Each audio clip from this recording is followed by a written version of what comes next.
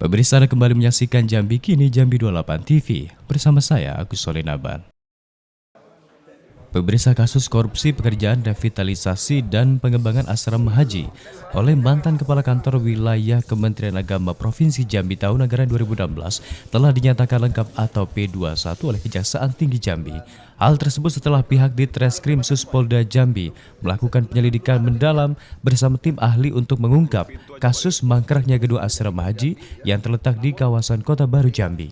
Selain menyeret mantan Kakanwil Kemenag Jambi periode 2015-2017 Tahir Rohman selaku kuasa pengguna anggaran, polisi juga menetapkan 6 tersangka lainnya, yakni Dasman selaku pejabat pembuat komitmen, Eko selaku ketua Pokja ULP, Mulyadi selaku direktur PT Gunakarya Nusantara Cabang Banten, Tendrin Sah selaku subkontraktor, Johan Arifin Moba selaku pemilik proyek, dan Bambang Marsudi Raharja selaku pemodal proyek.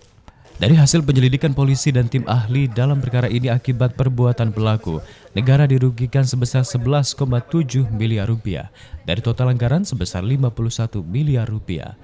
Dari hasil audit yang dilakukan BPKP Perwakilan Jambi, kerugian negara tersebut ditimbulkan dari kekurangan volume pekerjaan sebesar 28,475%. Kekurangan volume pekerjaan ini diketahui dari hasil audit investigasi teknis yang dilakukan tim ahli dari Institut Teknologi Bandung atau ITB. Pembangunan gedung asrama haji hanya selesai 64%, sementara anggaran telah dicairkan sebesar 92%. Anggaran yang digunakan dalam pembangunan, revitalisasi dan pengembangan asrama haji, nilai kontraknya 51 miliar 51 juta 663.000 dengan pemenang proyeknya PT Gunakarya Nusantara Cabang Banten. Kemudian berdasarkan laporan dari masyarakat dan hasil pengamatan secara visual oleh penyelidik terhadap pembangunan revitalisasi dan ternyata tidak sesuai 100%, dan kondisi bangunan tersebut mangkrak dan tidak dapat digunakan oleh para jamaah.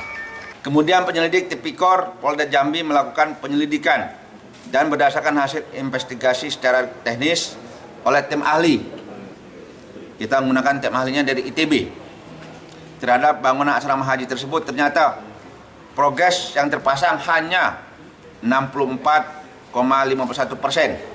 Selain tersangka, polisi juga menyita sejumlah barang bukti dalam kasus ini, seperti sejumlah dokumen dan uang sebesar 210 juta rupiah. Para tersangka dijerat dengan pasal 2 ayat 1 dan pasal 3 junto pasal 55 ayat 1 ke 1 KUHP dengan ancaman pidana paling singkat 4 tahun dan paling lama 20 tahun penjara, serta denda paling sedikit 200 juta rupiah dan paling banyak 1 miliar rupiah. Jika difungsikan, asrama haji embarkasi antara Jambi sendiri diprediksi dapat menampung 400 orang dengan banyak kamar mencapai 200. Gedung berlantai 5 tersebut juga akan memiliki restoran dan kafe berada di lantai 1.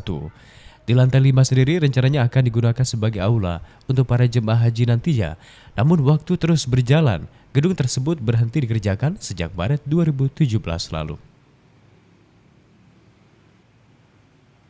Pemirsa, terus perbaharui informasi Anda dengan mengakses berita-berita kami di Jambi 28.tv. Saya Agus Solenaban. Sampai jumpa.